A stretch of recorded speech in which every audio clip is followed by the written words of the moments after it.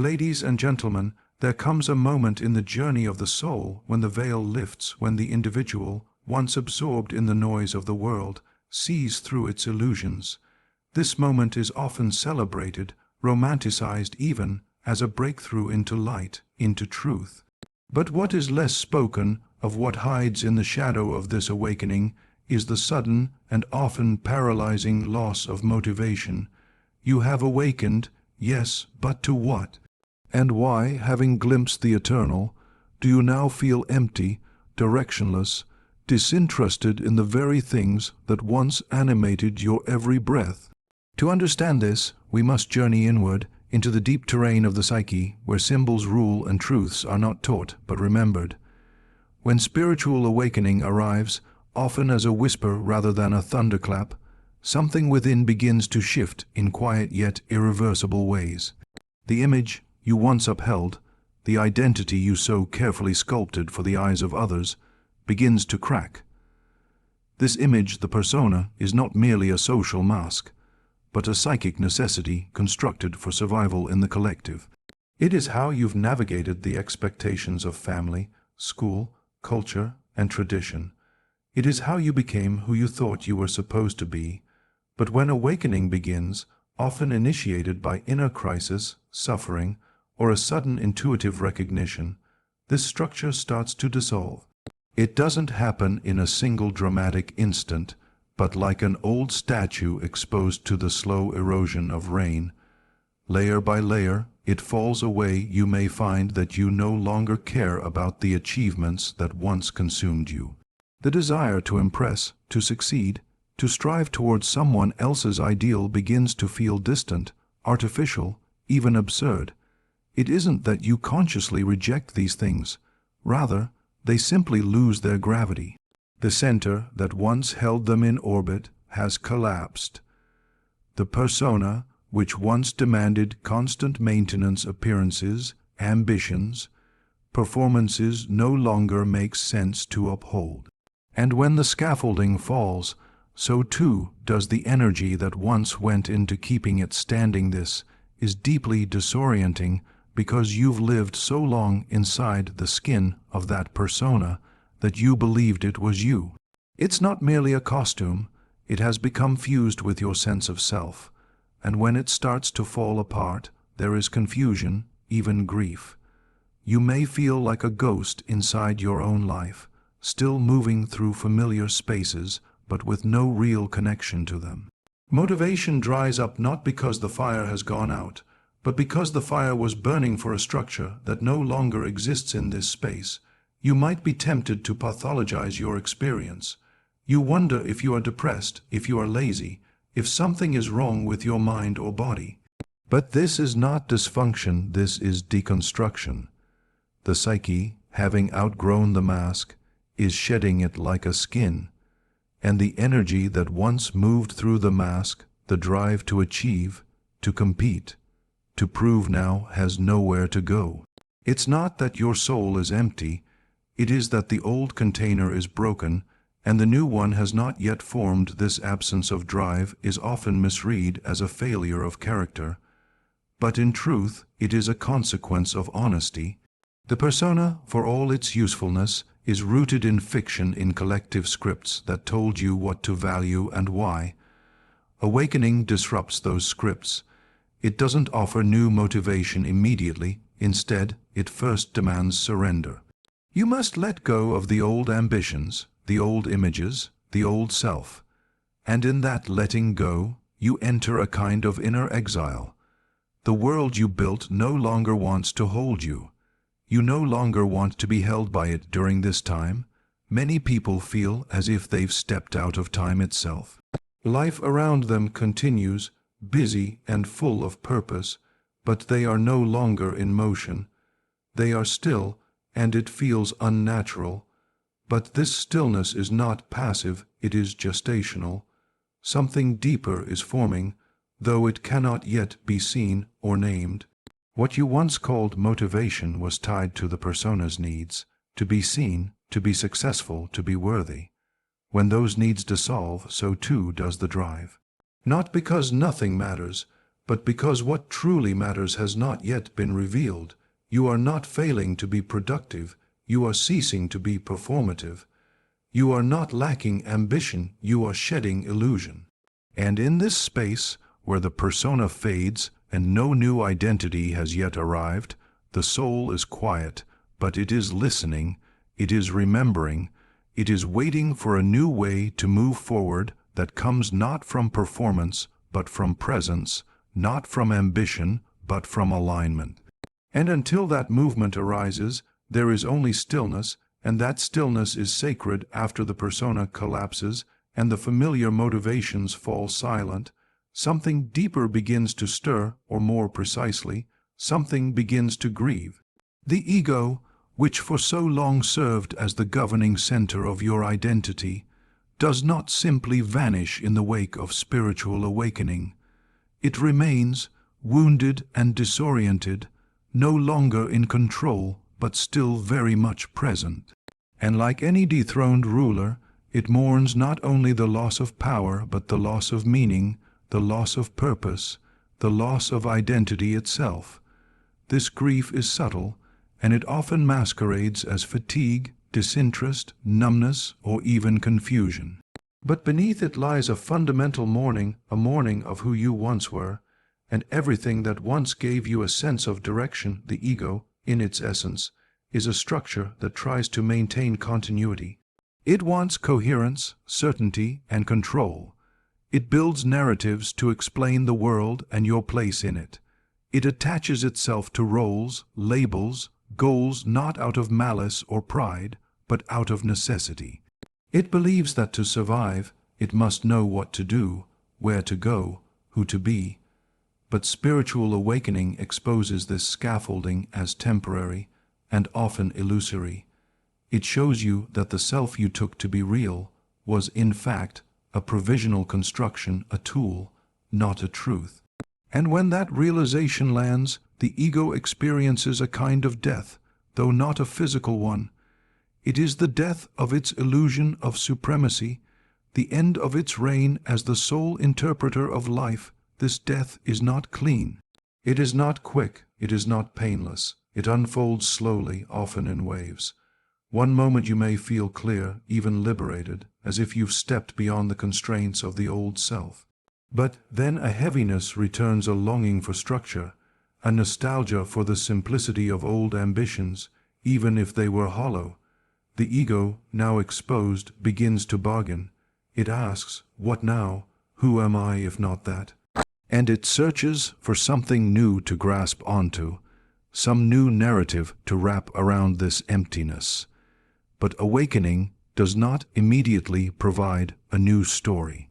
It leaves you suspended between the old identity and the unknown, between death and rebirth. And it is in this in-between space that the ego grieves most deeply. This grief can be terrifying because it undermines your sense of orientation. You no longer know why you're doing what you're doing. You wake up without direction. The tasks that once filled your day now feel devoid of substance. You wonder what the point is, and because this wondering does not lead to a new goal, you assume something is wrong with you. But in reality, something is simply dissolving. The ego is experiencing withdrawal not from drugs or substances, but from the addictive certainty it once had, the dependable feedback loop of productivity, achievement, and reward. Without these, the ego flails. It wants to resurrect something familiar, but it cannot, and so it grieves. This grieving process is sacred. It is not pathological. It is not something to be fixed or avoided. It is an integral part of transformation. For the new to emerge, the old must be fully mourned, not just intellectually, but emotionally, viscerally, somatically. You may feel waves of sadness that have no story. You may feel tired without reason. You may feel disconnected, even when surrounded by people. These are all signs that the ego is letting go, and that something else, something deeper, something more whole is beginning to prepare the ground for emergence. The reason you feel no motivation is because the old incentives no longer resonate, and the new impulses have not yet arrived in conscious form. You are not in a void of meaninglessness, you are in the raw aftermath of meaning collapse. The psyche, having seen through its own illusions, is now resting, bleeding, recovering from the shock of its own unveiling. The ego is not your enemy in this process. It is simply a part of you that doesn't know what to do anymore. And in its confusion, it waits, mourns, watches the ground where the old world burned, hoping for some sign of new life, not knowing that the waiting itself is the beginning of that life when the veil of illusion falls away and the familiar self dissolves. What follows is not a sudden burst of clarity, but often an encounter with something far more unsettling, the void. This is not a dramatic emptiness filled with chaos or pain, but a quiet, dense, impenetrable stillness where all previous meanings seem to have evaporated. The things that once mattered no longer grip the psyche. The structures that once supported your sense of identity and purpose have crumbled, and yet nothing new has come to take their place. You stand in the hollow space between what was and what is yet to be, and it feels as though the world has gone silent, even though it continues moving around you. This silence is not external, it is internal. It is as though your inner compass has stopped spinning, and there is no direction to follow, no voice to respond to, no path that feels real. This void is not depression in the clinical sense, though it may be mistaken for it. It is not despair, though it often shares its quiet weight. It is the landscape of the unknown, the territory of the soul that has not yet spoken. It is what remains after the psyche has stripped away the false and has not yet found the true. It is a suspension between lives, a deep existential pause where no idea feels compelling, no action feels necessary, and no identity feels authentic. In this space, the conditioned mind searches desperately for anything to hold on to, but nothing responds. The silence becomes disorienting because you have been taught that life must always be filled with movement, purpose, progress. In the absence of these, the mind panics, but the soul does not. The soul knows this void. Even if the ego does not, what makes this encounter with the void so deeply unsettling is that it reveals how much of your previous life was animated by unconscious patterns, desires, fears, and scripts inherited from others. You realize that so much of what you pursued was not truly chosen, but absorbed. And now, in the wake of awakening, when those scripts fall away, the emptiness left behind is not a problem, it is a mirror. It shows you just how little of your life was lived from a place of inner truth. But this realization, though powerful, offers no immediate replacement. The old motivations are gone, but the new ones have not emerged, and so you float, weightless, in a psychic in between. This floating is not a sign of failure. It is a sign that something deeper is preparing to emerge, but it cannot be forced. The void is not an error in the system, it is the system rebooting. You are not broken, you are being reoriented. The soul does not operate on the timelines of the world. It does not rush to fill silence. It waits until the new movement comes from the depths, not the surface. And so in this time, motivation disappears not because you lack discipline or drive or energy, but because your being refuses to pretend anymore. It refuses to act out stories it no longer believes in. It will not generate passion for things it knows are hollow. It will not engage in motion for the sake of motion. And so you wait, not in laziness, but in deep obedience to the truth that has not yet named itself in this space. Many feel deeply alone, not because they are abandoned, but because no one else can walk this part of the path with them. The void is deeply personal. It cannot be filled by advice, by distraction, by productivity, or even by spiritual platitudes. It must be endured, faced directly, felt fully, and while it is terrifying to the ego, it is sacred to the soul. It is the cocoon before the wings, the womb before the breath, the silence before the first true word. And so even though nothing calls to you, even though everything feels still, something within is listening. Something within is watching. Something within is preparing, not to return you to your old life, but to initiate you into the life that is truly your own as the process of spiritual awakening deepens. The world that once seemed so urgent, so convincing in its promises and punishments, begins to lose its grip. The external goals that structured your life, career milestones, financial success, social recognition, romantic validation, no longer carry the same weight they once did. It is not that they become bad or meaningless to everyone, but they cease to feel true to you. The drive that once propelled you forward begins to dissolve, not through failure or defeat, but through clarity. You start to see how much of your striving was fueled by fear, by comparison, by inherited expectations that were never your own. You realize that much of what you chased was rooted in a deeper need to feel enough, to feel safe, to feel loved. And once you glimpse that truth, something inside you refuses to keep playing the game. You may continue showing up to the same job, engaging in the same routines, checking the same boxes, but the inner engine that once ran hot is now quiet. The desire to climb, to win, to outperform, to accumulate no longer stirs you.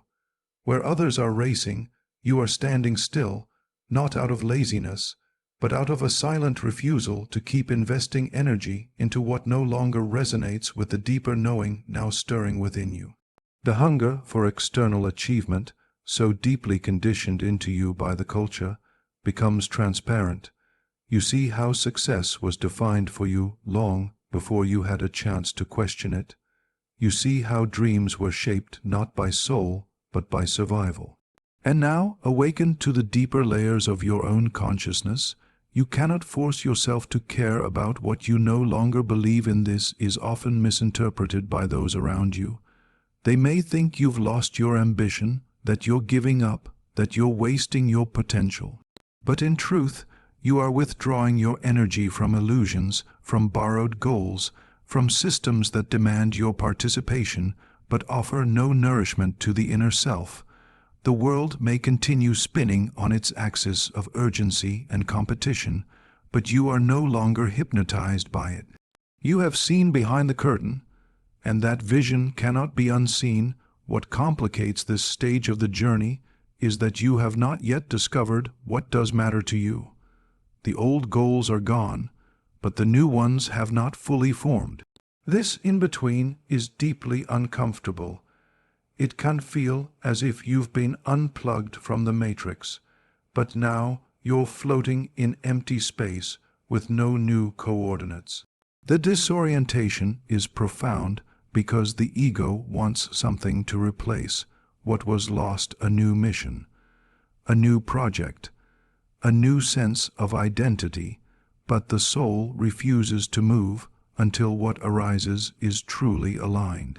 And the soul cannot be rushed, cannot be manipulated into urgency, cannot be bribed with promises of recognition or security, so you find yourself in a peculiar kind of limbo where the outside world still demands performance, but the inner world demands silence. You may feel guilt for not being more productive, shame for not feeling the same passion others seem to have for their goals. But this guilt is part of the detox, part of the psychic unraveling of the old programs. It is the residue of a consciousness that believed its value was tied to its output. As that belief falls away, space is created, space not to produce, but to perceive, not to achieve, but to attune. And in this space, you begin to sense the faint outlines of a different kind of motivation, one that does not originate from fear of inadequacy or hunger for validation, but from something quieter and more rooted. This new motivation is not driven by urgency or anxiety, but by resonance. It arises slowly, often without announcement, like a seed breaking through soil after a long, dark winter. It may guide you toward service, toward creativity, toward authenticity, but it will never shout. It will whisper. It will not push you forward like the ego once did. It will draw you forward like gravity, steady and undeniable, once you have learned to listen beneath the noise as the dust begins to settle after the collapse of identity and the long silence of the void, something begins to stir beneath the surface of your awareness. It is not loud, not immediate, not urgent. It is subtle, like a change in temperature, a shift in the wind, a faint pulse where there was once only stillness. This is the reorientation of the soul, the slow and steady turning toward a different axis, one not dictated by the external world, but by something deeply internal and quietly sacred. The motivation that begins to emerge here is not born of desire, competition, or fear. It does not announce itself with grand visions or bold declarations. It rises from the depths with the gentle force of inevitability, drawing you rather than driving you. You begin to notice that certain things feel different now. Not everything, not all at once, but there are moments when a small act carries a strange sense of fullness. Making a simple meal, listening intently to another person, tending to your own inner world with care, these things begin to glow with a significance you can't quite explain. It is as though life is no longer asking you to perform, but to participate. The inner compass that once pointed toward achievement now turns toward authenticity. The path that once seemed linear, filled with goals and deadlines, becomes cyclical, guided by rhythm and resonance. You are no longer chasing the future. You are responding to the present. This new motivation is not consistent in the way you were taught to expect.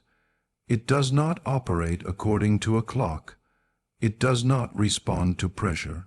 There are still long stretches of stillness, of not knowing, of waiting. But these periods no longer feel empty in the same way. They feel necessary, like rest before growth, like silence before a new language is spoken. You begin to sense that everything moves according to an intelligence far deeper than the ego's logic. And in moments when you feel aligned with that rhythm, even the smallest actions carry the weight of purpose. What begins to replace the old motivations is not a new ambition, but a new way of relating to life itself.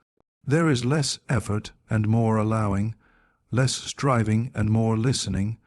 You begin to follow inner signals, not whims or impulses, but the kind of signals that feel like a tuning fork being struck in the center of your chest. When something is right, you feel it not as excitement, but as resonance. When something is wrong, your body recoils, even if your mind can't explain why. You are no longer willing to override this knowing. You are learning to move in integrity with it, even if it leads you away from familiar paths. In this stage, you may find that your actions look very ordinary on the outside. You may not be launching grand projects or making dramatic changes. But something profound is happening beneath the surface. The soul is taking root in the body. The self is no longer performing for the world, but inhabiting it. And in this grounded presence, a different kind of movement begins. It is not rushed. It is not reactive. It is not based on what others expect of you. It emerges from the quiet, from the connection to something deeper than your own preferences. This movement is the soul's motivation, and it cannot be replicated or taught. It comes when you have emptied enough space for it to enter. It comes when you have stopped pretending. It comes when you are no longer seduced by noise. It comes when you are willing to walk without a map, willing to trust what arises even if you don't understand it. It comes when you begin to love the truth more than the illusion, when you choose alignment over approval, when you allow life to shape you rather than trying to shape life. It does not arrive all at once. It grows in silence, in sincerity, in stillness that is finally seen not as emptiness, but as invitation. So if you find yourself adrift after awakening, take heart. You are not broken. You are becoming. The old world has burned, and you walk now through the ashes, not yet knowing what phoenix will rise. Be patient with the silence, the stillness, the strange new apathy. It is not death, it is transformation. And from this sacred stillness will one day emerge not the motivation of the world, but the movement of the soul. Thank you.